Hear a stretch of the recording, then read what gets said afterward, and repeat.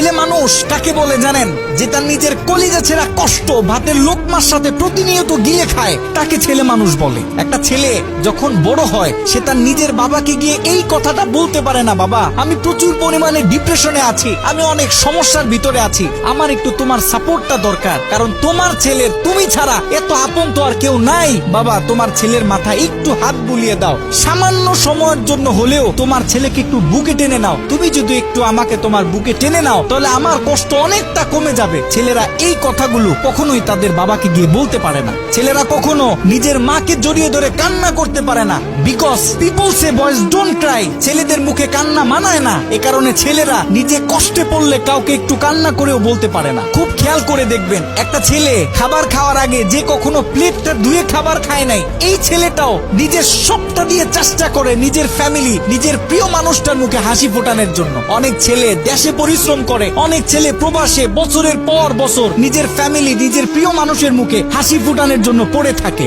দিন শেষে ছেলেদের মুখে হাসি ফোটানোর মতো কাউকে পাওয়া যায় না। আমি মনে করি boys are the best actor in the world. এই পৃথিবীতে ছেলেরা হচ্ছে সব থেকে বড় অভিনেতা, কারণ ছেলেরা নিজেদের বুকে হাজারো লক্ষ কষ্ট পুঁতে রেখেও মুখে হাসি নিয়ে চলে, কারণ সে জানে আজকে আমি যদি ভেঙে পড়ি তাহলে আমার পুরো ফ্যামিলিটা অস্তিত্বহীন হয়ে যাবে।